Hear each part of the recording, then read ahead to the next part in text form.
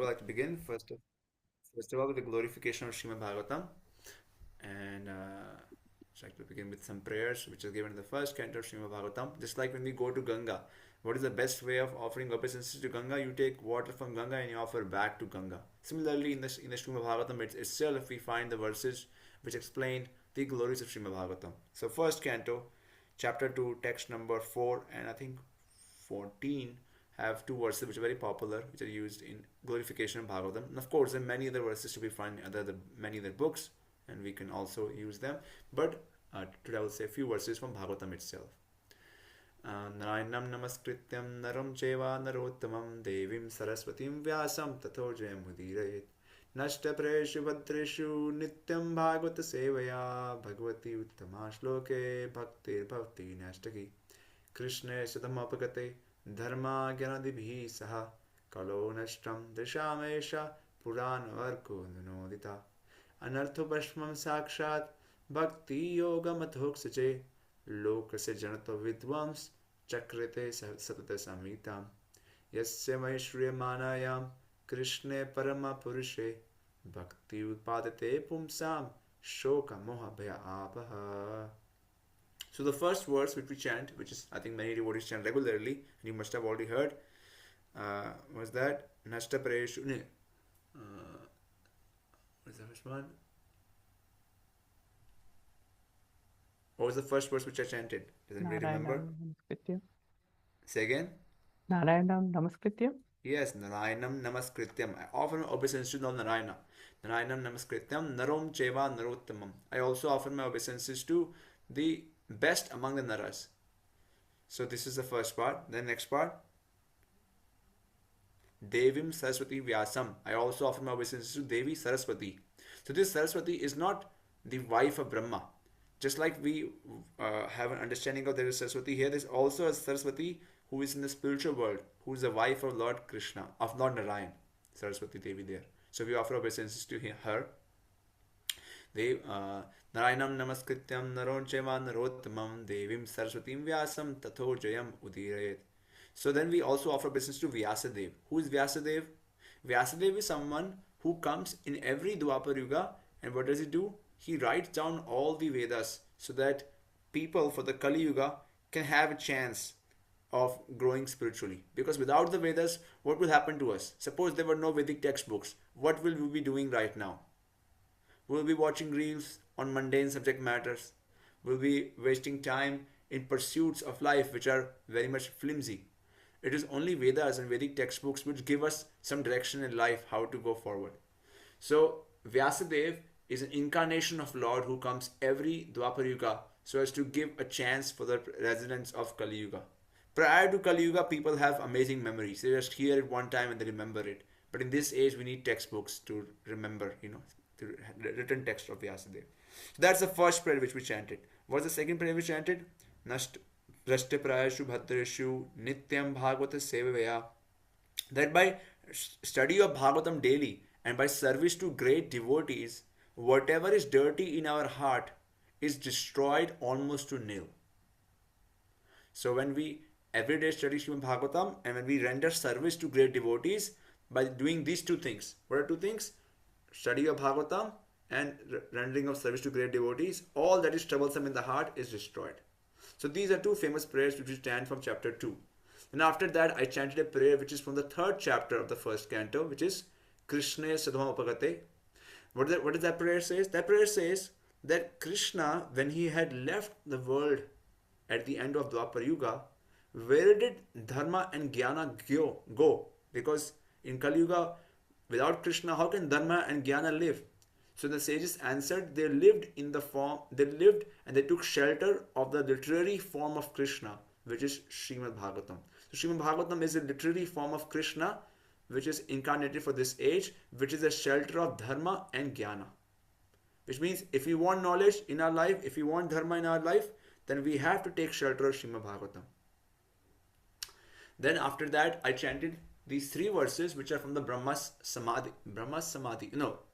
Vyasadev's Samadhi, which are I think in the 7th chapter of the first canto. What are those verses? I chanted the first verse. Let's see. Krishna Kish. Yes. So the verse is Yasame Shri. I mean, it is 177, I think. So this is the last verse, which is basically saying that Sri Vyasadev, he understood in his heart that it is by reading and study of Srimad Bhagavatam that we can arouse in our heart prema. So prema is hidden. It is like a fruit which, suppose like if you have a tree of mango tree, the mango tree starts with what? A seed. A seed holds in it the whole tree and the fruits and everything. But the seed is kind of waiting for it to show up its full form. So when will it show up its full form? When it receives proper nourishment. So Srimad Bhagavatam is that nourishment which brings out that tree of the fruits from our heart back to the world. So that's a prayer we hear in first canto, chapter 7, I think text number 7, if I'm not wrong. And there's one more verse chanted, but I will skip for that now. But the idea is that Srimad Bhagavatam, it is the life and soul of devotees. It is the life and soul of the devotees of Lord Chaitanya. Lord Chaitanya, he himself came here to show us how to become a devotee. And what did he used to do? He used to spend time with his friends reading and studying Srimad Bhagavatam. And they would study Bhagavatam so deeply that they have to get a new copy every now and then. Why? Because they were crying. They would read Dhruva's pastime, Prahlad's pastime, and they would cry. And they will cry so much that the ink will get rubbed off. So they will need a new copy quite regularly. So that should be our goal in life. What should be our goal in life?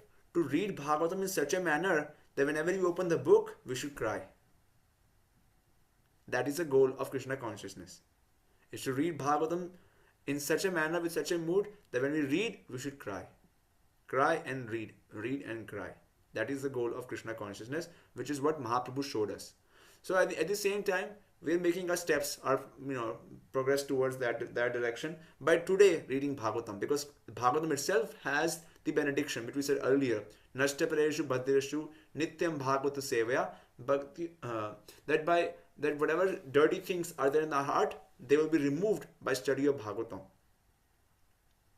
So right now we have so many contaminations in our heart, that is that when we read Bhagavatam, we don't cry. So by reading Bhagavatam itself, the contaminations will go away and the tears will come out. Okay. So that was the translation of the verses which we discussed today. So today we are discussing a passage from 11th chapter of the first canto. Maybe I can share my screen and we can do the verse.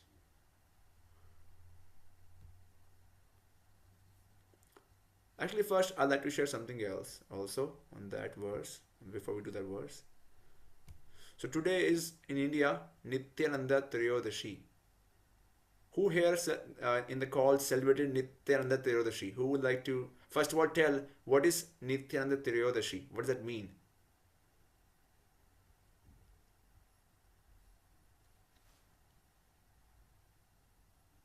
Yes, Roshni.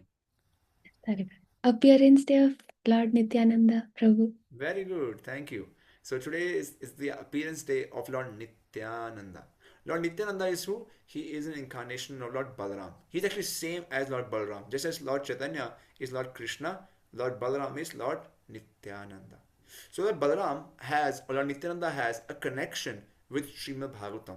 Since today we are going to read from Bhagavatam, I thought before we read Bhagavatam, we should read about the connection, or we should hear about the connection between Lord Nityananda and Srimad Bhagavatam. So at the beginning of the Mahabharat war, Lord Balaram did not want to participate in the war. Why? Because on one side was Kṛṣṇa and his favorites, the Pandavas. On the other side was Duryodhana and his family. Now who is Lord Balaram? Lord Balaram is considered to be the Adi Guru. Adi Guru means that he is the original spiritual master of everyone. What does original spiritual master means? That he is the source of all spiritual master. Whatever teachers we get in our life, they have come as an expansion of his mercy. Think back that you were walking on some part of your life and you met some teachers who brought you in this path of Krishna consciousness. Why they came into your life? Because it was Lord Balaram's desire that Roshni, Kishan, Aishwarya, Geetika, they be helped. others also. They be helped. So it's Lord Balaram who is the spiritual master of everyone. So for him, even Duryodhana is very dear. He loves Duryodhana also. And we will talk about this later in the verse today. Today's verse is very special. So he loves Lord Balaram. Balaram loves Duryodhana also. So he doesn't want to participate because he didn't want to see one disciple fighting another disciple. He loves them all. So he left. When he left, he went to different pilgrimages. So he went for a pilgrimage to Naimisharanya. Naimisharanya is a place which is known as Naimisharanya because Nimi means the center of a wheel was placed there. So the wheel is considered the whole Brahmanda and the center is considered Naimisharanya. So Naimisharanya is a very powerful place as per Brahma's plan. Any yagya, any sacrifice done there affects the whole universe, the whole Brahmanda. So sages had gathered there and they were discussing and studying Shastra and asking questions and answers and doing yagyas there at this place Naimisharanya. So Lord Balaram arrived there. When Lord Balaram arrived there, what happened? After Lord Balaram arrived there, Balaram saw a disharmony, a problem there. So let us hear what problem we saw. This is chapter 78, text number 21. I will read few verses. I mean, this is a very small pastime, but recognizing, 20. Lord Balaram visited Bindusara Lake, Tritakupa, Sudarshana, Vishala, Brahmatirtha, Chakratirtha, and the eastward flowing Saraswati. He also went to all the holy places along the Yamuna and Ganga and Bharata, and then he came to Naimisha forest where great cities were performing an elaborate sacrifice. I'm sorry, I forgot to say my prayers to my spiritual master. I will take a minute to say those prayers also. Om Jnanatimnandasya Jnananjana Shalakaya Chakshurmitam Yena Tasmai Shri Guruve Nama Shri Chaitanya Manobhishtam Sthapitam Yena Bhutale Swayam Rupa Kadamayam Dadati Swapatantikam Vandeham Shri Guru Shri Uttapadakamalam Shri Guru Vaishnavam Shri Rupam Sagrajatam Sahagana Raghunathanvitam Tam Sajivam Sadvaitam Savadhutam Parijana Sahitam Krishna Chaitanya Devam Shri Radha Krishna Padan Sahagana Lalita Shri Vishakhanvitam He Krishna Karuna Sindhu Dinabandho Jagatpate Gopesha Gopika Kanta Radha Kanta Namostate Tapta Kanchana Gorangi Radhe Vrindavaneshwari Vrishnavanu Sute Devi Pranamami Hari Priye Vanchakalpadarubhascha Kripa Sindhu Evacha Patitanam Pavanebhyo Vaishnavebhyo Namo Namah Namo Vishnu Padaya Krishna Prishtaya Bhutale Srimate Bhakti Vedanta Swami Iti Namine Namaste Saraswati Deve Gauravani Pracharine Nirvishesha Shunyavadi Paschatya Deshatarine Shri Krishna Chaitanya Prabhu Nityananda Shri Advaita Gadadhar Shri Vasadi Gaur Bhakta Vrinda Hare Krishna Krishna Krishna Hare Hare Hare Rama Rama Rama Hare Hare.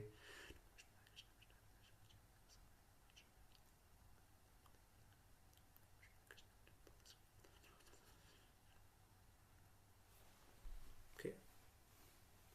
So Lord Balaram, he went to Naimisharanya as he mentioned. Once he reached Naimisharanya, what happened there? He saw that the residents were engaged in doing sacrificial yagyas, and as soon as he arrived, everybody stood up. They bowed down, they worshipped him, and then Lord Balaram was given a seat. But then he noticed that a disciple of Vyasadeva, Romaharshana, who was the chief speaker there on the topics of Puranas, he did not stand up. He remained seated. Any guesses why he remained seated?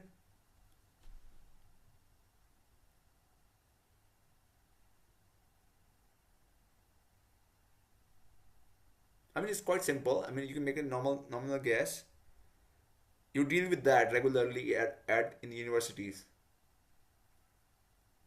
Anybody going to university deals with this. It starts with P. Let me give you a hint. Pride, Prabhuji. Yes, it's called pride. So this disciple of Romaharshana, he has studied in the top school. Just like, somebody goes to MIT, Harvard, if you come in front of you, they carry with them a big flare of pride. They travel with that. Similarly, Romaharshana had studied in the best school in the whole universe. he was a disciple of Vyasadeva. Vyasadeva is the ultimate teaching authority, and he studied in the best school possible. So he felt that he did not need to he didn't need to stand up in front of Balaram. So he kept sitting, and Lord Balaram became very angry because he bowed down, neither he joined his palms. He was sitting all this time. So seeing this, Balaram said, this person, although not only is he coming from a low caste means that he's not even born from a pure birth, and he has got this education, and he's sitting above me. He's not even respecting me. What kind of person is he? Although he has studied from Vyasadeva, the best of the persons. And it's not that he's ignorant. He knows all the scriptures. He has studied the Puranas. He studied the Vedas, Itihasas. Yet, he is having pride. So he said, he is not self-controlled or humble and vainly presumes himself as scholarly authority, though he has failed to conquer his own mind. So then, Balaram says, although I am here on pilgrimage. On a pilgrimage, when we go, we don't do anything harmful. I'm not supposed to kill anybody. I don't want to fight. But what can I do? I have promised myself in the Bhagavad Gita. What did Krishna say in Bhagavad Gita? Paritranaya sadhunam vinashaya chadushkritam. That I come always to protect the devotees and kill the miscreants. Now here's a miscreant in front of me. I have to do something. But now this is a sacrificial place, so I can't be too violent. So then Balaram, what does he do? He picked up a smallest piece of grass. And he took that blade of grass and just touched his head with that. And Romaharshana died on the spot. When that happened, everybody said, oh no. What has happened? What? Oh my master, what have you done? We had put him in the Brahmasana. He was supposed to give talk on the Vedas and Puranas. You have killed our speaker. Whom will we ask our questions? Who will help with our inquiry, our curiosity? So then Balaram says, okay, I don't know. He said, we had also given him the blessing that he should live for a long life without any health problems. You have made our promise also false. So Balaram says, oh no, I'm sorry. This had happened, but what can I do? And now, then he says, tell me what can I do? So then the sages say, oh Lord, you are the Supreme Master. On you there is no rule. Although we made the promise, on you there is no rule. Although if there was somebody else who had killed a Brahmana, he would have to pay a price because he would have done Brahma Hatya. But on you, none of the rules apply. However, you are the Supreme Lord. So you have to come up with a solution by which your act of killing a demon killing this person can be saved. Plus, our blessings can also survive. And plus, we need a speaker. Please solve this. So then Balaram comes up with a solution. What does he say? He says, I have a solution. Whatever blessings you had given to him, they will be transferred to his son. So his son, Romaharshana Sutta, whose name is Ugra Shrava, he will become the next speaker. He has all the good qualities and I have transferred your blessings to him. So in that sense, your blessings won't be destroyed.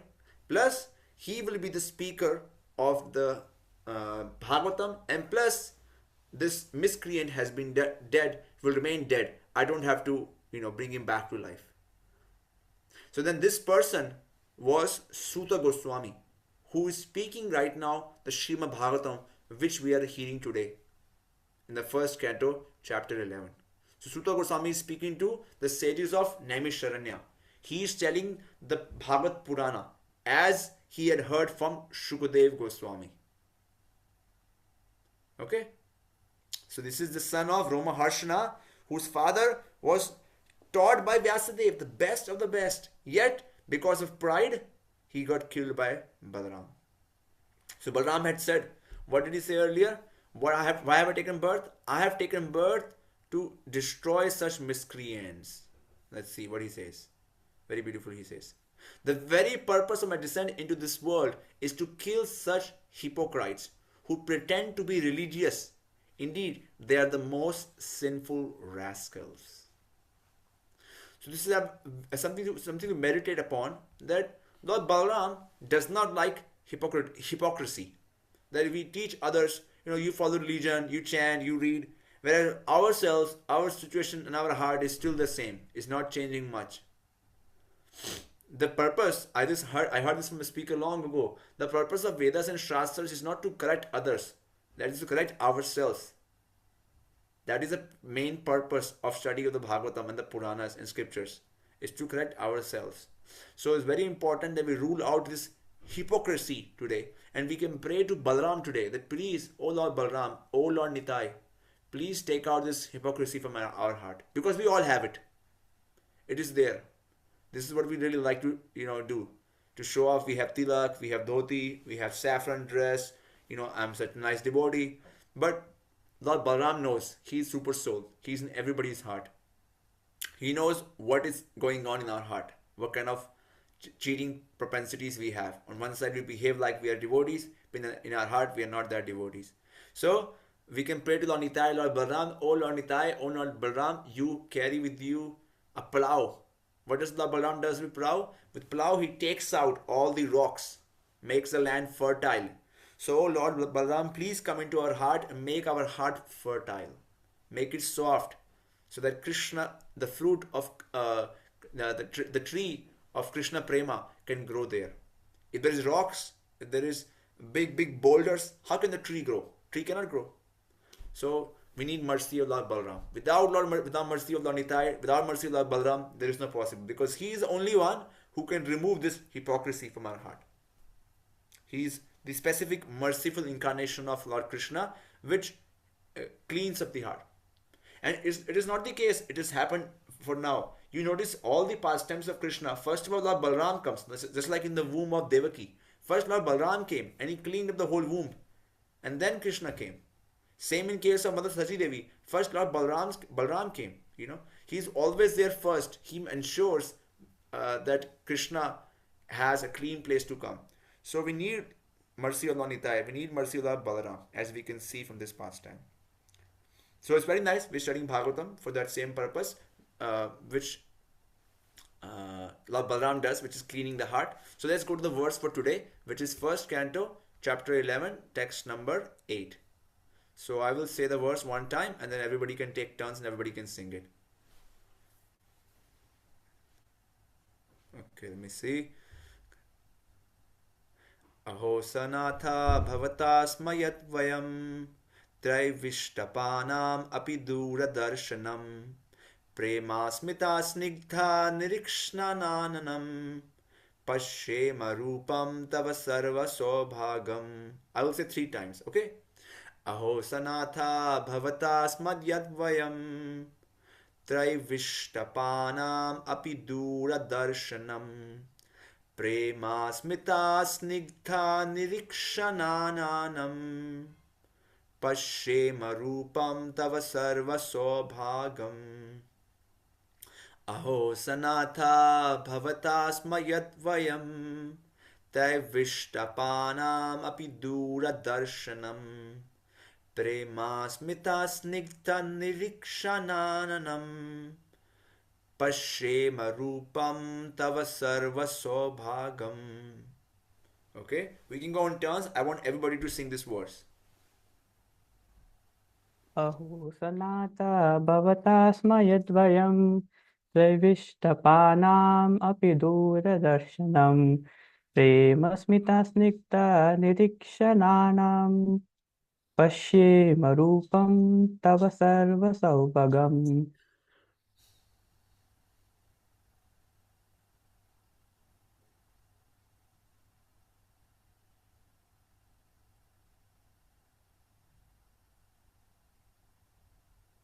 Is there an order in which we can go so that we don't have to wait? We can follow the order. It's Vamshi's turn, right? Yeah.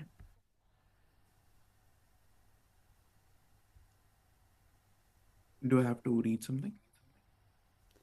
We're singing the verse. Did you hear the verse I recited heard. earlier? I Yeah, so heard. you follow the same style, like Kishan sang, like me. Okay. Give it a try. Nobody will laugh. Nobody. Aho sanatana bhavata samyayatham trivis patam api duram darshanam premasmita snigdha rikshdanandanam prayasya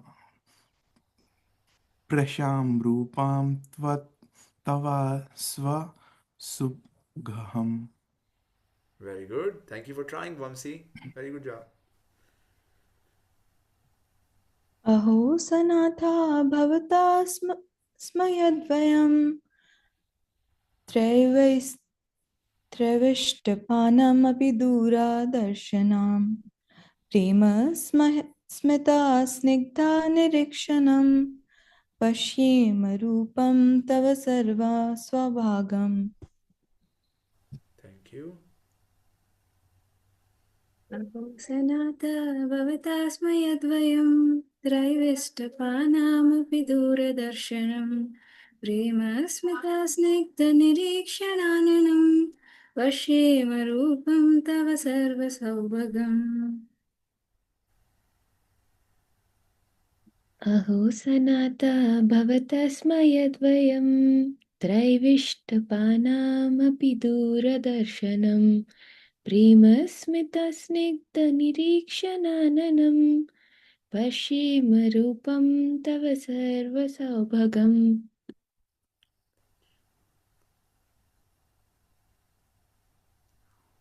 अहो सनाता भवता स्मयद्वयं त्रैविष्टपानामपि दूरदर्शनं प्रेमस्मितासिग्धनिरीक्षणाननं पश्येम रूपं तव सर्वसौभगम्. अहो सनाता भवता स्मयद्वयं त्रैविष्टपानमपि दूरदर्शनं प्रेमास्मिता स्निग्धनिरीक्षणानं पश्येम रूपं तव सर्वसौभगम्. अहो सनाता भवता स्मयद्वयं त्रैविष्टपानामपि दूरदर्शनं प्रेमास्मितास्निग्धनिरीक्षणाननं पश्येम रूपं तव सर्वसौभगम्.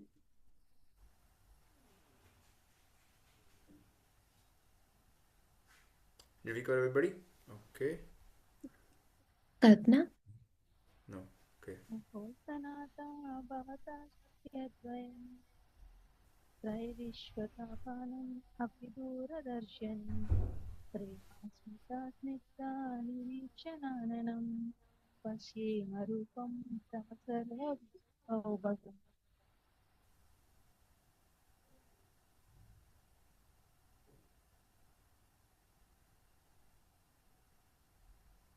we covered everyone, Prabhuji. Okay, thank you. So this verse is being spoken by residents of Dvārakā. Why are they speaking this verse? Because they have seen Krishna after a long time. And after seeing that, they're offering their stuti, they're offering obeisances, they're offering blessings. So what are they saying? Aho sanata bhavatas madvayam. That today we have become sanatha. Who is anatha? Somebody who is orphan. So they're saying we have become opposite of anatha. We have got a shelter. Anatha means one who doesn't have a shelter. Just like a dog. There are two types of dogs you can find in India. One dogs are stray dogs which are moving around on the street, which have nothing to eat. I mean, of course, many of them have sweaters now thanks to NGOs, but still they look very slim and they're suffering. By the way, in India there's lots of dogs now. I'm amazed.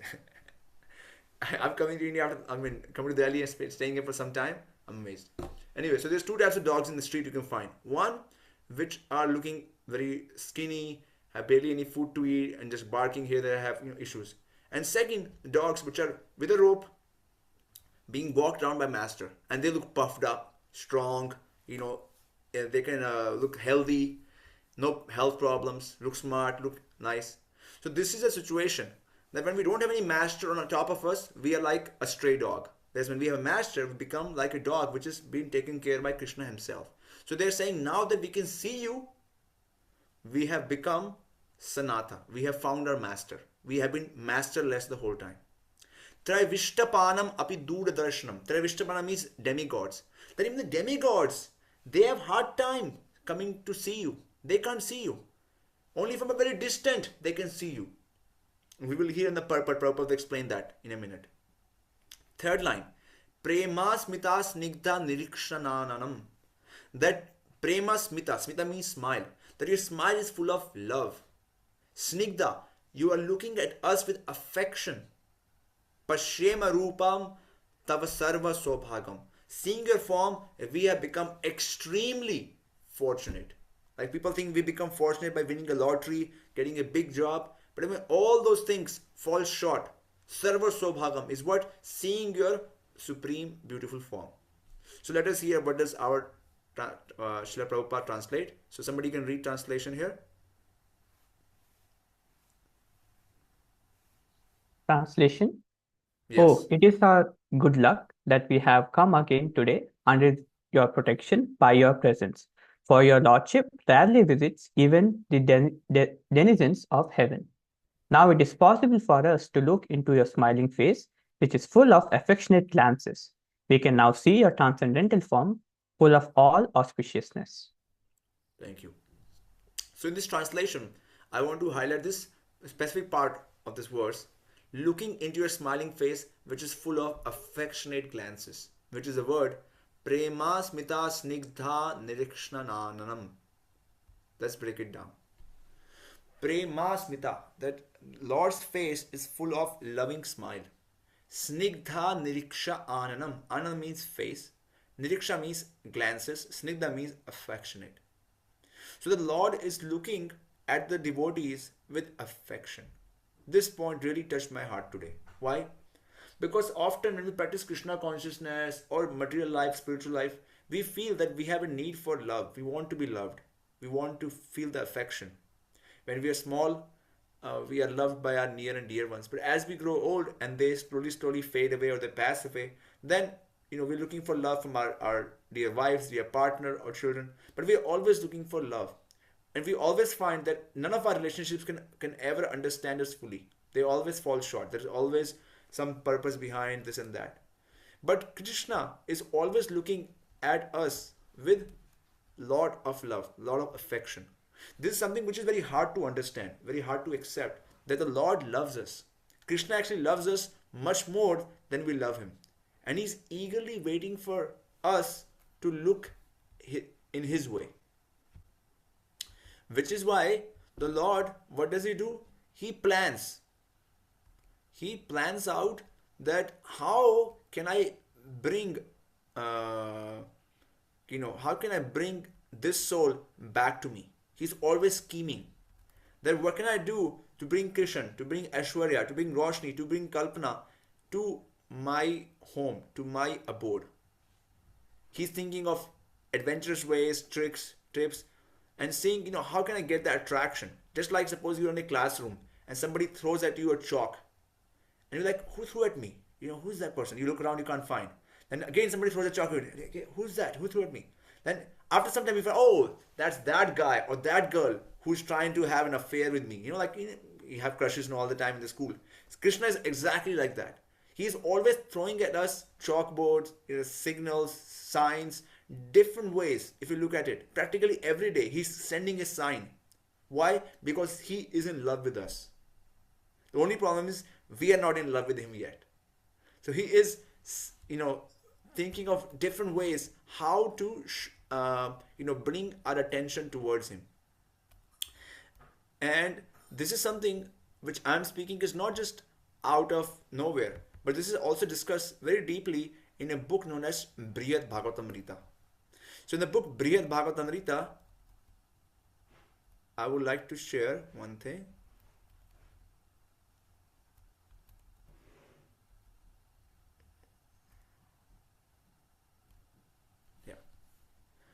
Okay, I want to share, I'll just say it verbally. So in book Brihad Bhagavatam, what we hear is, we hear a story of these two Brahmanas, these two persons. One person is known as Jana Sharma. And he is a Brahmana who is trying to understand what is the purpose of life. He's a little confused. He's praying to the Lord. And he used to worship Katyani Devi. And while he was worshipping Katyani Devi, the goddess came into his heart and told him that from now on you should worship the mantra of Gopal and you should go to Vrindavan. So he goes to Vrindavan. When he goes to Vrindavan, he continues chanting this mantra of Gopal, Krishna's name. This is one book, Brihad Bhagavatamrita, which is after you finish Bhagavatam, I highly recommend it, or even you can read parallelly. It's a book full of total love because it's showing the sweetness of Krishna consciousness. So this person, Jana Sharma, he happens to meet in Vrindavan a person named Gopakumar, who becomes his teacher. So Gopakumar tells his story of how he went and how he had realizations in his spiritual life. So after he tells all that, then Gopakumar tells him a secret. Tells Janashrama the secret that you know why I came here? Because Srimati Radharani herself told me that one of my dear associates, who's right now lost in the material world, he is coming to Vrindavan and he's looking for guidance and he doesn't know how to go forward. So I am sending you there. Radharani told this to Sarupa, actually, who is Gopakumar, that you should go and meet this Jana Sharma and tell him your personal experience of spiritual life. Help him understand the spiritual philosophy and bring him back to me. So then Gopakumar tells him his whole very sweet journey, how he became a self-realized devotee. First of all, what does self-realized means? Self-realized means understanding our relationship with Krishna. Like each of us here on this call, we have a unique relationship with Krishna which nobody else can ever fulfill. Like the way Krishna pleases Krishna, nobody else can do that. Nobody. Krishna provides a specific flavor to Krishna which nobody else can provide. So towards Krishna is looking with very special affection which he doesn't show to anybody else. Similarly for Vamsi, similarly for Roshni, similarly for Aishwarya, Krishna loves each of us in a very unique manner. We provide a very unique flavor. So when Krishna sees that we are showing eagerness, then Krishna sends his great devotees personally that go help Krishna. Now he is showing some eagerness. He wants to turn towards me. Otherwise, he is looking all this time that when will they get a chance to see? When will they get a chance to see Krishna? When will they get a chance to see Krishna? He's planning, he's thinking, what can I do? You know, maybe I can make his life a little crazy, or maybe I can make his life a little nice, but somehow or other, what can I do to bring him towards me? So if we start thinking, take a pause in a day and start thinking, you know, maybe that trouble which came in my life, or maybe a success which came in life, maybe it was a sign from Krishna. Maybe he was just trying to get my attention and I was not giving him attention, you know. Sometimes we need peace, or sometimes we need a lot of uproar in our life just to, you know, pay attention to Krishna. It is all a plan of Krishna. So that is why it is said in this verse that Krishna was looking at the residents of Dvārakā with affection. Not only at them, but for us, to us also. So we all have a unique relationship with Krishna, and Krishna really, really, really loves us. There is no end to how much he loves us. Just like we are trying to fall in love with him, he's already fallen in love with us. But we are not able to discover that. It's like a one-side crush.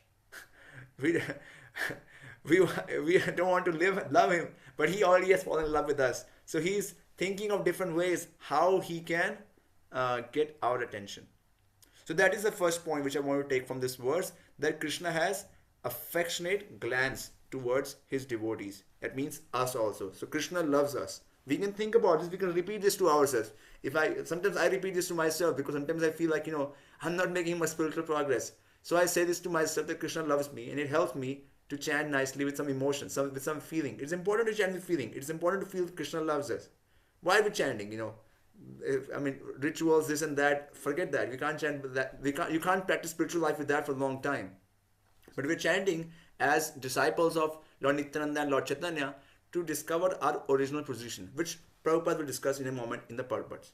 Okay, so that was my short comment on the translation itself. Now let's go into the purport. Let's hear what Srila Prabhupada explains us how to understand this verse of Srimad Bhagavatam. Okay, so we need a reader who can read the purport.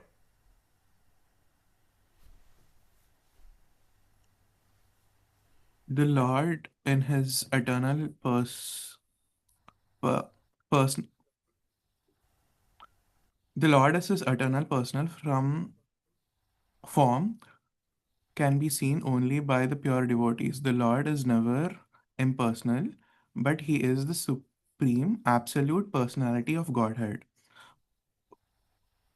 possible to be visited by devotional service face to face, which is impossible to be done even by the denizens of higher planets. When Brahmaji and other demigods want to consult Lord Vishnu, the pla- planetary position of Lord Krishna, they have to wait on the shore of the ocean of the milk where Lord Vishnu is lying on white land, Svetadipa. The ocean of the milk and the Svetadipa planet are the replica of Vaikuntha Loka within the universe. Neither Brahmaji nor the demigods like Indra can enter into this island of Svetadipa, but they can stand on the shore of the ocean of the milk and transmit their messages to Lord Vishnu, known as Kshirodayi Vishnu. Therefore, the Lord is rarely seen by them. But the inhabitants of Dvaraka, pure because of their being pure devotees without any tingent of the material contamination of fugitive actions and empiric philosophical speculation, can see him face to face by the grace of the Lord. This is the original state of the living entities and can be attained by reviving our natural constitutional state of living, which is discovered by devotional service only. Thank you, Vamsi. I appreciate. So in this purport, Prabhupada is discussing three different points. First, Srila Prabhupada says in the purport that who can see Lord face to face? He says only those who are pure devotees can see Lord face to face. So what does that mean? That means when those when Srila Prabhupada was on the planet, or when the great devotees right now present on the planet who are pure devotees, they are able to see Lord's personal form face to face. They can see it.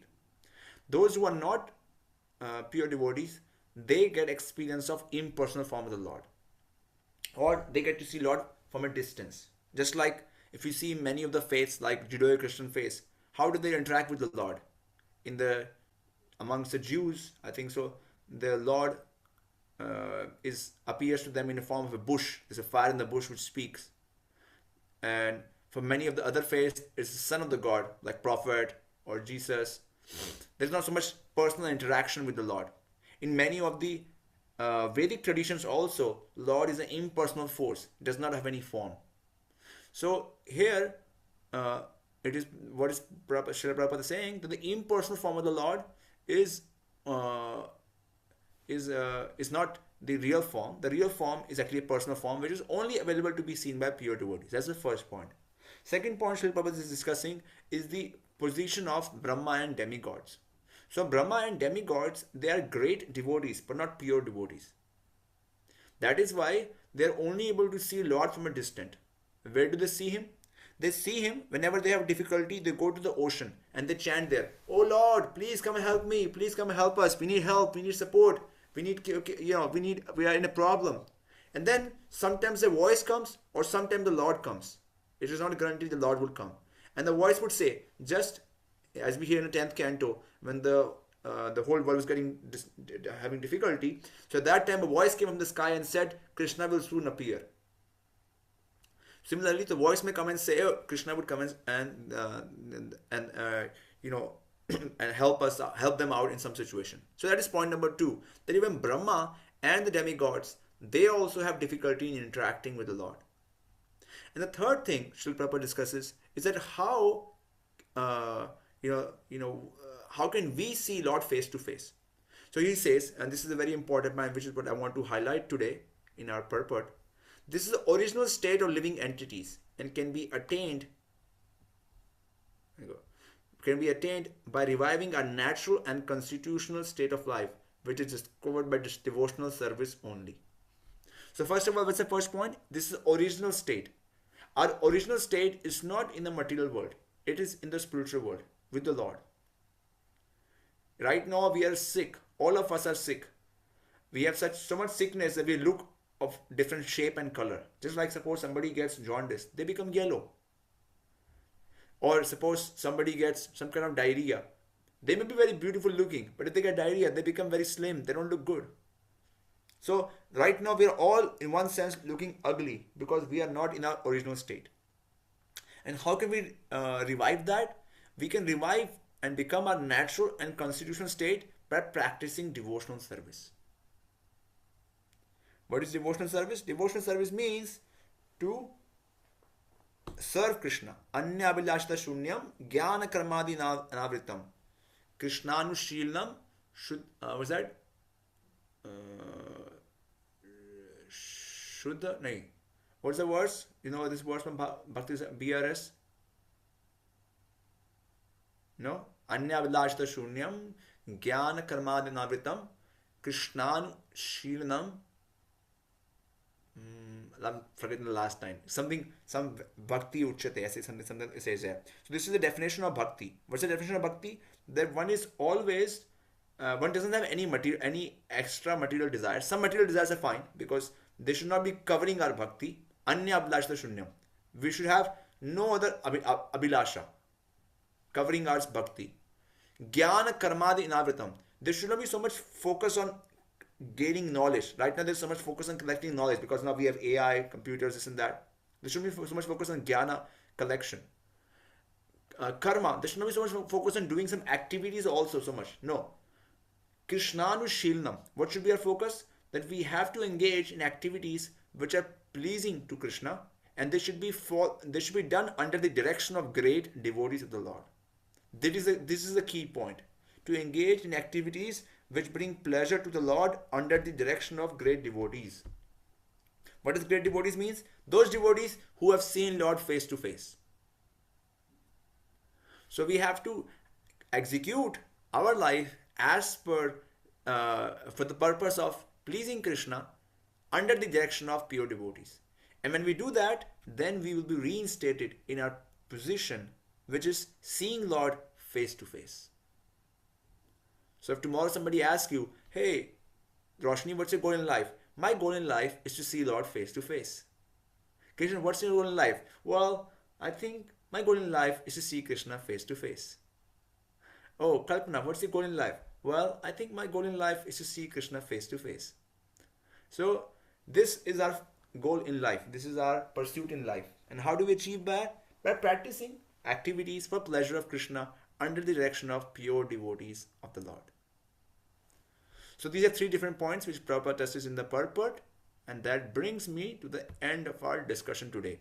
Now we can take any comments or any realizations other friends have here.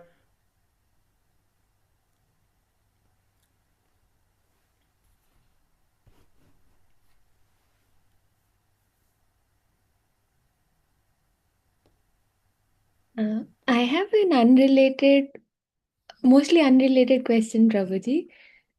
Okay, we'll take that later. First, we'll Okay. take related stuff from the verse and the purport. Okay. You can share a comment, something which you liked, or something you want to meditate upon, or you can share a question, or you can share a interjection that something was not proper, or you can ask an explanation. These are different things in which you can offer. But first, let's do our verse and the purport.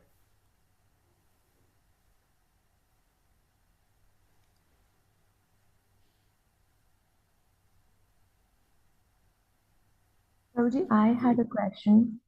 Mhm. So we were discussing in order for us, like in order to see Lord face to face, we should please Krishna in association with pure devotees.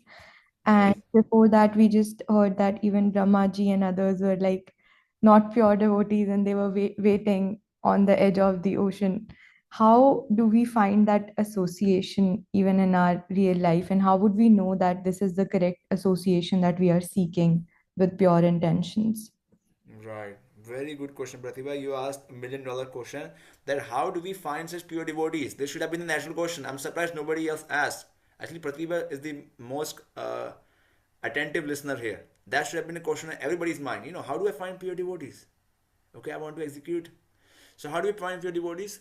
We find pure devotees by the mercy of the Lord. Krishna says in the CC that when Krishna is pleased, then Krishna sends a great devotee in our life.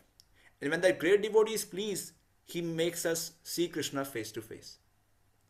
So we have to sincerely pray to Krishna. And then in our heart, Krishna will show us who is a wonderful devotee. And he will bring that devotee to our life. It is magic. There's no rule to it.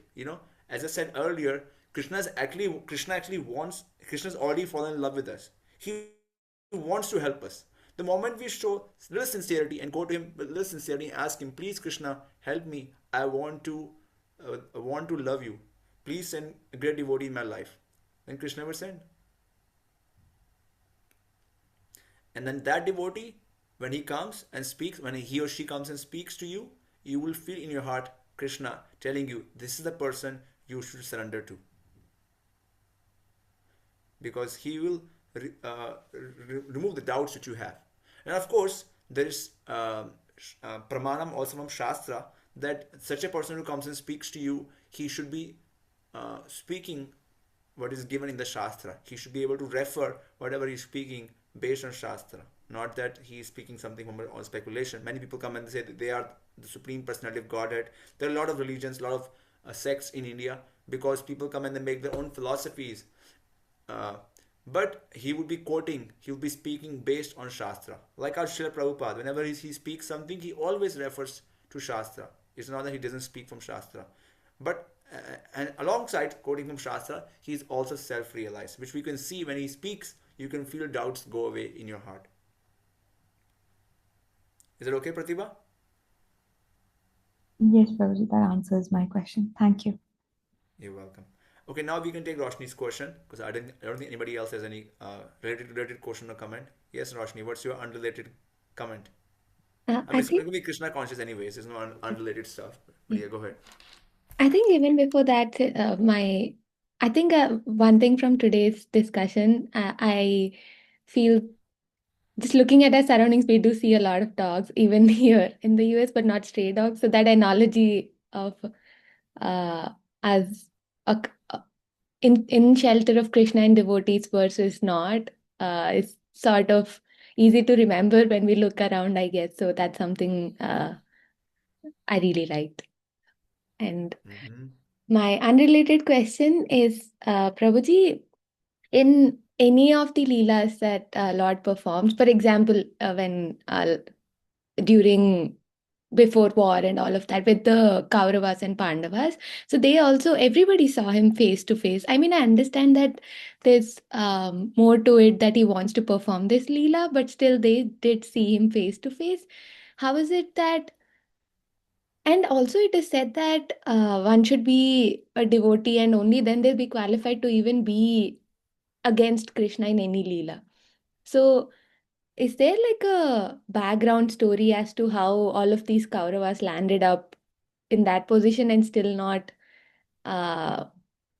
be self-realized, although they are seeing Krishna face to face?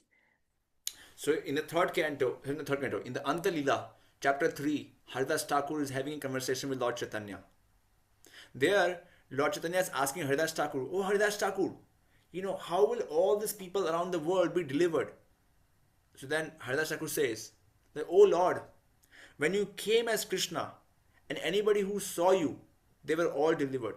Not only that, in fact, everybody in the whole Brahmanda, the whole universe was delivered because you were there in this Brahmanda. So then, if everybody is delivered, what happens next? The moment everybody is delivered, what happens next is that all the jivas which are sleeping right now don't have a body. They come to take place and continue that Brahmanda. So actually, anybody who saw Lord face to face, after that birth, they were reinstated in their original constitutional position in the spiritual world. As a follow-up to that, Prabhuji, so just like in Ajamila story, like he takes Lord's name, but then he also has to go through some sort of purificatory. I don't know. Right. Yeah, is it something like that, Prabhuji? No. Sometimes there's sale. Things are sold at a very cheap price. So when Krishna comes on the planet, then there's a big sale. No matter where you were or how. Now they may each have a story why they have appeared to happen to be there when Krishna's there on the planet. Just like Yamala Arjuna trees. Why were they there? They were there because they had met a great devotee of the Lord. They had met Narada Muni. They would engage in lustful activities, but then met Narada Muni. And just because they had met a pure devotee of the Lord, they became trees for a long time in Braj, doing nothing, in more of ignorance. But when Krishna came, they were delivered. So, when somehow or other we meet a great devotee of the Lord, our fortune changes. Now, I don't know what happened in the case of each of those souls who were there on the planet or in the universe when Krishna was there, but there may have been a story or there may not have been a story, because the Lord is merciful, is causelessly merciful. Although He gives complete free will to the jivas, at the same time He's merciful. Sometimes He becomes a little extra merciful and He says, okay, you are there on the planet, but I'm here, and I will kill you, or you are here, you get to see me, and that's enough. Now you can be reinstated in your position in the spiritual world. Okay, that is why He has to be causelessly merciful. So in Krishna, there is both. I mean, He is somebody who is able to harmonize all kinds of contradictions. He is smallest yet the biggest. There is free will, and at the same time there is causeless mercy. So there's free will in the jiva that we can stay here with our free will forever, but there's causeless mercy to the Lord that He says, okay, this child of mine is really crazy. He's not coming back. Let me just grab him. And He grabs him and He gives him a taste of spiritual world. And whenever somebody gets a taste of spiritual world, they never come back. So at that moment, when somebody gets a taste of spiritual world, then they make a decision. Oh, I was so foolish, man. I was hanging out in the material world. That was a trash place. I'm going to stay here. So in that sense, the free will is not necessarily violated, and the person makes a decision that they want to love Krishna. Okay, so you could have made that decision here in the material world and become very strong and determined, but sometimes Krishna is very merciful. He says, okay, let me give you a taste of this very delicious food, and once you taste it, you don't want to come back. So somehow or other, we get Krishna's mercy and we can make that progress. Thank you, Prabhuji. Okay, so before we end, I have a question. Is that from today's discussion, is there something like Roshni shared something which she liked? Can you please share a meditation from today's discussion on Bhagavatam? It doesn't have to be from my speaking, it could be from the translation or purport or something which I didn't even speak about. But please share in one line or two something which you want to take home as a meditation for today. Like right now is morning for you today. So one way of practicing spiritual life is called smaranam. Smaranam means to meditate, to think about something. So to think about something, we need to have something in my mind. So apart from our daily necessities and daily goals, what is something which you would like to take from this translation or the purport or our discussion, which you would like to meditate for the day today? It's like Roshni shared very beautifully. She would want to think about this analogy of stray dog and a dog with a master. That's a good analogy to meditate upon in our mind, a picture. So like that, what is that analogy, or what is that thing which you would like to take home from today, which you would like to meditate more upon? So this will be called devotional service, smaranam. I can go first. We were reading earlier about how we weren't reading, but you were talking earlier about how Balarama was in Naimisharanya and he met this person who was very arrogant because he was a know-it-all. So I think my takeaway would be not to have that know-it-all attitude, and whatever you know, there's a lot to know. And even if you know, you have to be humble. Very good, Vamsi. Thank you for sharing that.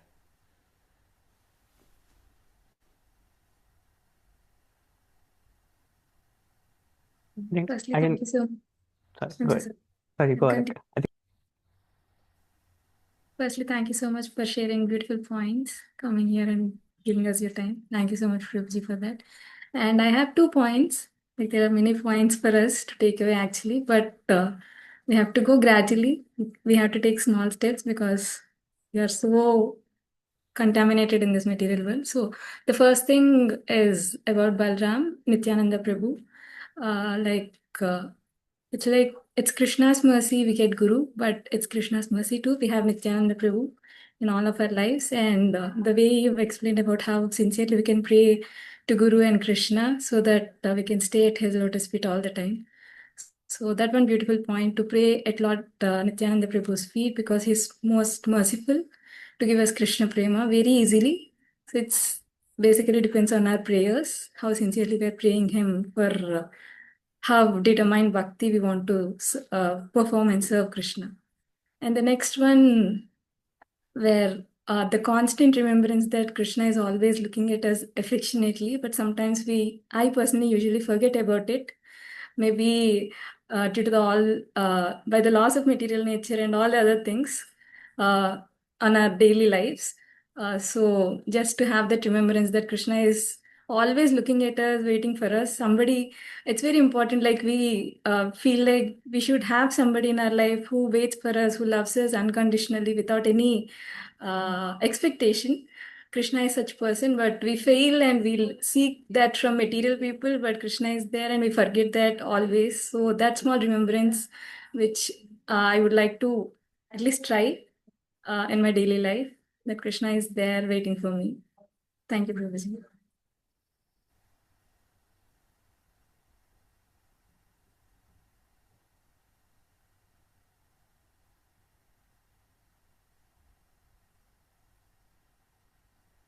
I think to second that, Prabhuji, I would also take away the line from the verse that says like Prema Smita Snigdha Nirikshanam. So God loves us the most.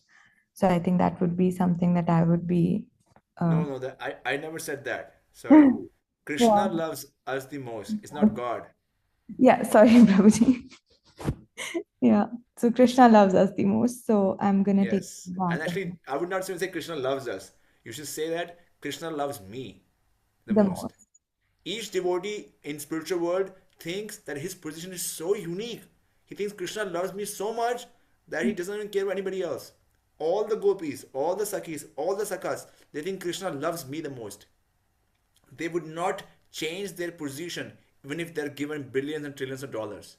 They want to be what they are because they understand that Krishna loves them the most. Nobody has a single iota of doubt that Krishna loves them less than anybody else. Of course, they understand that Krishna loves Radharani the most, but apart from Radharani and few other people, but they understand that Krishna loves them the most. So yes, so Krishna loves you, Pratibha. Yes. Thank you, Prabhuji. Thank you for reinstating that. Yeah. Thank you.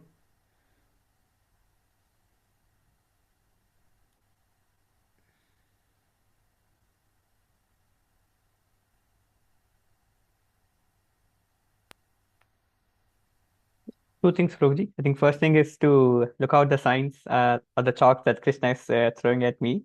And second is how Adi Guru, like Lord Balram, doesn't like hypocrisy. So and I think a good point for me to reflect on like all the hypocrisies I have.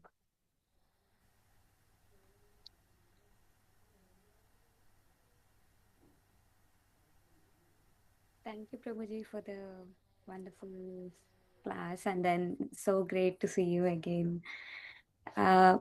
Like a few things, like I really want to meditate upon is like how how beautifully, like you described, that we have a unique connection with Krishna, and how we can even chant with that feeling and more beautifully, and have that importance in our heart, and also more understand with that connection.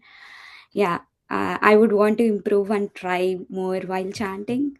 And the second point also is like the goal in life, how you mentioned that how we want to aspire to become more pure, and also that we should aim that we should see Krishna face to face. And a follow-up question to that is, you mentioned that even the demigods and even are so impure. So it must be so difficult with the process to become so pure. So uh, it should be in such it to I know it definitely to become a pure devotee, it would be definitely we should remove all the detachments, and yeah, it's really so it will be hard, but how can we achieve the goal if it's too hard for us being in this Right, material right, world? right. Very good point. Yes, and so the thing is that it is a rare thing. It's a very rare thing to see Krishna face to face. It's a very rare thing. Pure bhakti or Shuddha bhakti is very difficult. It's difficult to achieve. It's very rare, and it can make us hopeless. Also, sometimes, is it even possible? Because demigods and Brahma, they can't achieve Krishna. They can't see Krishna face to face. So what hope is there for me, a small Vaibhavi here in Michigan, who is busy with so many different things? And um, you know, as we said, the first point, that Krishna does love us. So we should remember that point, that Krishna wants us back. More than we want to be back, Krishna wants us back. So although Brahma and demigods, they can't see Krishna, but there are also souls who are making progress. So we also make progress in that journey. For some of us, it can be quick. For some of us, it can take a long time. It all depends on our sincerity. If you make sincere prayers regularly, and somehow or other Krishna sends great devotees in our life, and we take shelter of them, then it's possible. One of my teachers, his name is Indra Prabhu. One time, somebody was having a discussion that, how devotion service is so difficult. I don't know whether I will get to see Krishna in this life, or it may take many more lifetimes because I'm so impure. The moment he said that, the devotee Indra Prabhu, he had a chair next to him, plastic chair. He lifted the chair and threw it at him, saying that never say that, it will take you many lifetimes. This lifetime itself. And this is what Prabhupada came here to give. So although ordinarily it would be very impossible, improbable, Vaibhavi, to have Krishna face to face. But something has changed. What has changed? We have come at a certain point in the history of humanity where the associates of Lord Chaitanya are still present on the earth. Where the main associate of Lord Chaitanya, Srila Prabhupada, just appeared on the planet. Where we have access to his books. So Vaibhavi, this is our golden chance. We have been given a golden chance in the form of Bhagavatam and Krishna consciousness movement. If we don't take this birth seriously, it may take us many births. But if we take this one birth seriously, we can make it back in this life to our original position, seeing Krishna face to face. So ordinarily, it would be very difficult. But we are very fortunate that we have come at a time where Srila Prabhupada was just on the planet. There is an incident of Prabhupada which I'd like to share with you, which I recently heard. Not many people know it. So one time, Prabhupada was having a discussion with one of his god brothers. His name was Bhakti Vaibhava Puri Maharaj. He told Puri Maharaj, he was speaking in a frank manner, in a confidence, in privacy. He said, you know what? When I was with Krishna, Krishna told me you should go to material world and help these souls. And I told Krishna, no Krishna, I don't want to go there to material world. It's a dirty place. It's unclean. I don't want to go there. I don't want to leave you. Krishna said, no, you are my, Senapati Bhakta. You are the commander-in-chief of Lord Chaitanya's army. You should go. So then Prabhupada said, I will go only on one condition. He was sharing in frankness with his god brother that I'm Krishna's friend. I will go only on one condition. What's that condition? That anybody who renders even a little bit of service to me, you will bring him back in this lifetime. So this could be our mindset that, how can we render little bit service for Srila Prabhupada? Be connected to him. Take shelter of him.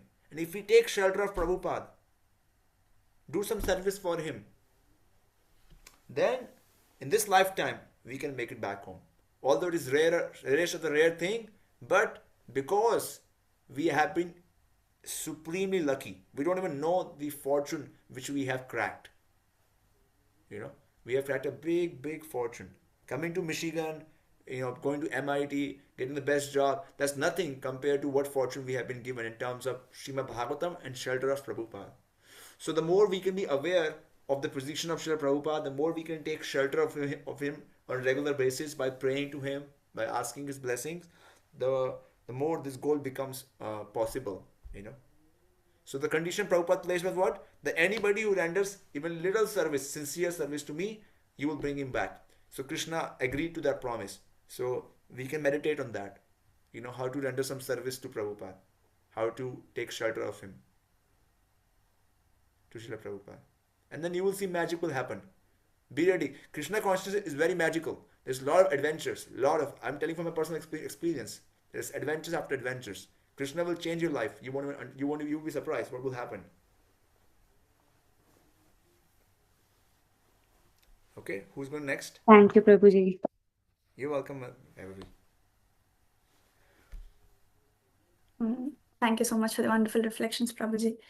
I think from this class, my takeaway would be that to be in the constant remembrance that whatever he shows or whatever he gives is just his expression of love, whether he gives us a victory or whether he gives us a chance to even be sorrow, because all of that are just an opportunity to think of him more and connect to him more. So that would be my reflection from today, Prabhuji. And I think, Prabhuji, one small question, it's a very low level question maybe, but the fact that, I mean, we see Krishna going for negotiations in the first way, whenever he would want to solve a thing, whether it's for the war, would go for a negotiation first with the Kauravas and then would go for a war. Um, we also understand Balram as the same embodiment of compassion and grace. So while you were explaining, I think the Romaharsha's episode, why don't we see that negotiation happening first? Maybe. Or why didn't you negotiate with Romaharshana? Hey, or try to explain to him, what are you doing? You know, like, hey, I mean, help him understand. That's an interesting question. Then why didn't Balram try to teach him or educate him? See, you can only educate or teach somebody who is at a lower position. Just like Lord Balram also went before the war, not before the war, when Aniruddha, who is the grandson of, was it Aniruddha, isn't it? Who was captured by the Kauravas. Do you know which one? I think it was Aniruddha who was captured. No, Pradyumna. Pradyumna was captured. So Pradyumna was captured by the Kauravas because they had used all the. This is before the war happened, and they were keeping him there because Pradyumna had abducted, I think, one of the daughters or somebody from Kaurava's family, something like that. I think it was Duryodhana's daughter whom Pradyumna had captured. So then Pradyumna was captured there by all the Kaurava big leaders, Bhishma Pitama, Dronacharya, Duryodhana, and everybody had captured him. So Balram went there first because everybody was angry that how come, our Krishna's grandson has been captured. So when Balram went there, they did not offer him any respects, and they offered him real respects, but then they insulted his family. Balram became very angry, and what he did, he was going to put the whole Hastinapur into the river Yamuna. So, and he started pulling it with the help of with using his plow. So then everybody became scared. Hey, what's happening? What's happening? What's happening? So at that time they realized, and they asked his forgiveness, and they begged forgiveness, and they said, this is just a play. We wanted to see your full power, and then we will return Pradyumna along with his wife. So at that moment, Balram punished by shaking the whole city. They had an experience of an earthquake. So Balram uses different kinds of tools and technologies to bring some sense in the life of a jiva. Now Romaharshana could have been taught, but maybe he was such a soul that for him at that moment leaving the body was the best solution forward. So it is not that the jiva has ended his journey. In fact, because he got touched by the Balram through his weapon, most likely all of his karma got cleared off and his consciousness became purified. So death also, or killing by the Lord also, is Lord's mercy. It's big mercy from him. So sometimes Lord uses one weapon, sometimes he uses tremors, and sometimes he kills. It depends whatever the jiva needs at that moment. Yeah. Is that okay? Thank you.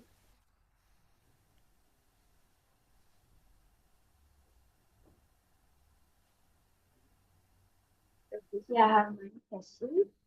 Uh, Considering seeing Krishna face to face as the supreme bliss one can experience, and given the fact that it's very hard and it needs a lot of births and due to all the materialistic impressions we have, and at least we can do is see him in a meditative state at least. And how do we evaluate ourselves on where we stand, uh, like in the journey of reaching that state? Very good question. Very good question. How can we understand whether we're making progress? Where do we stand?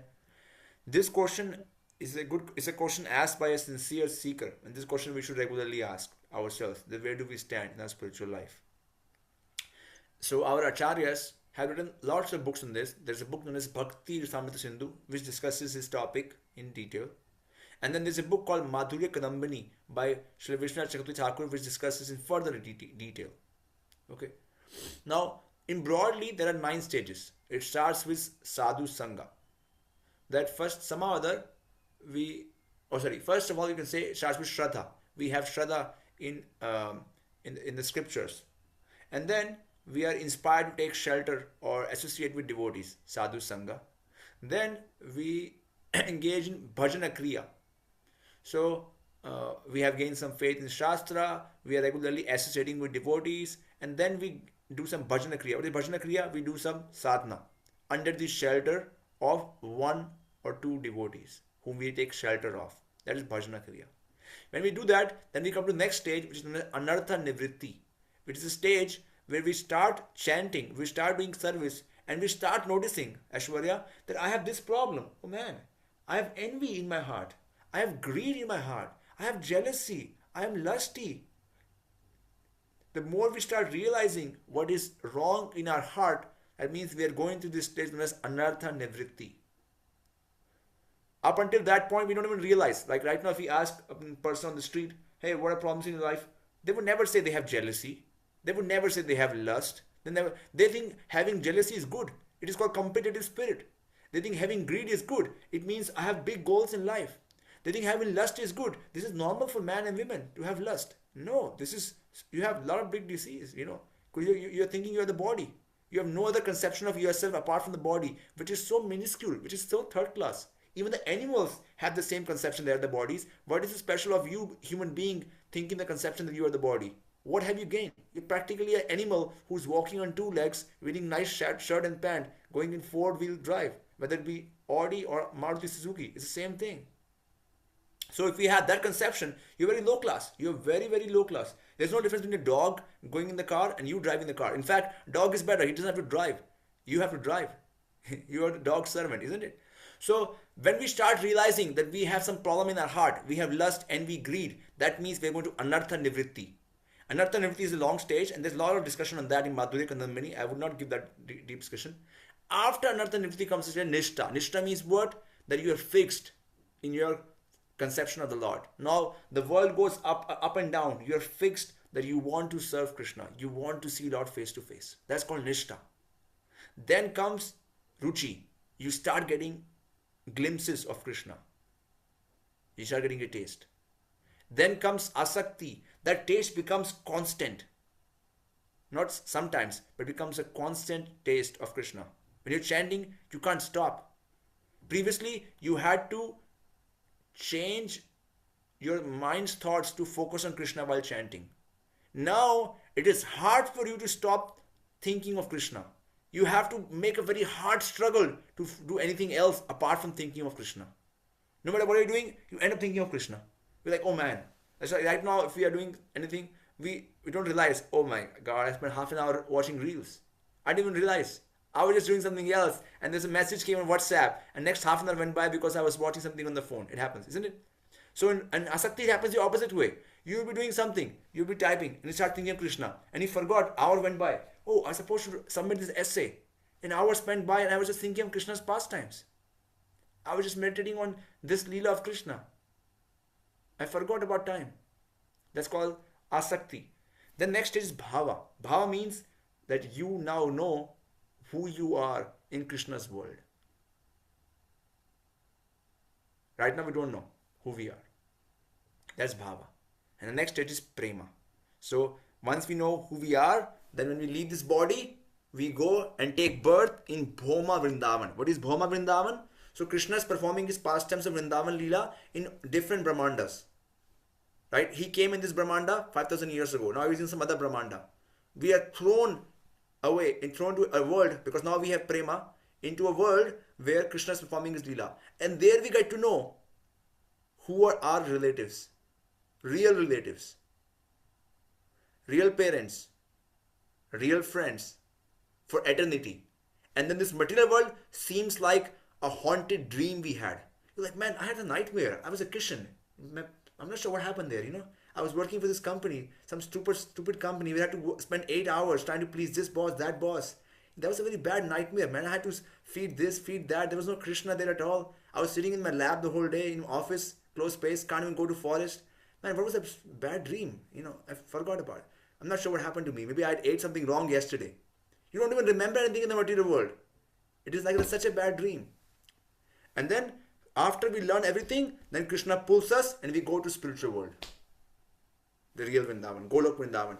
Because right now, in Bhoma Vrindavan, we get trained who we are. Okay? So what was your takeaway from Aishwarya from today's discussion, which you want to meditate on? We didn't get to hear that. You asked me a question, which is a good question.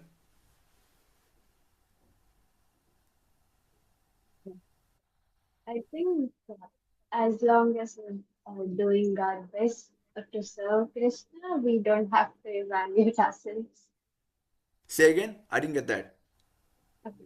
As long as we're trying our best to serve Krishna in our way possible, we don't have to really evaluate ourselves. He'll take care. That's a good mood to have. Also, that that I don't want to evaluate myself, but I would try my best and I would sincerely pray. This is good. This is good.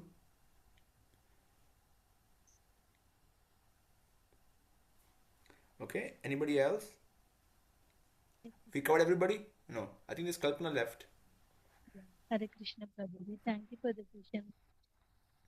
Firstly, I realized from your class today, Krishna loves me more. I just recall the situation, what had happened to me. He always motivates me, always call me from the deviations I got.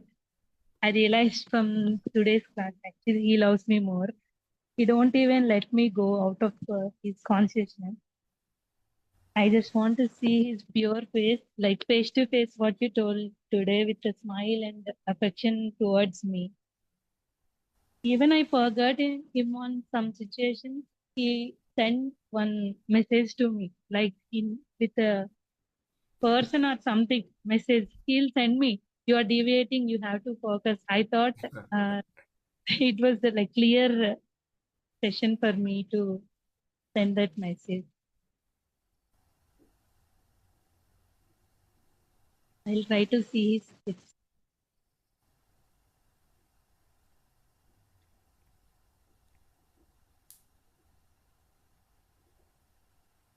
Thank you, Kalpana. Thank you.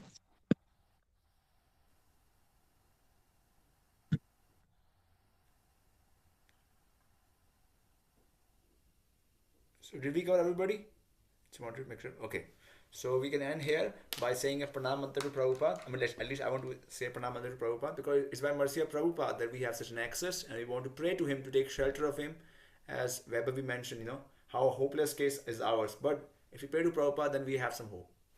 Namo Vishnu Padaya Krishna Prishtaya Bhutale Srimate Bhakti Vedanta Swami Iti Namine Namaste Saraswate Deve Gauravani Pracharine Nirvishesha Shunyavadi Paschatya Deshatarine.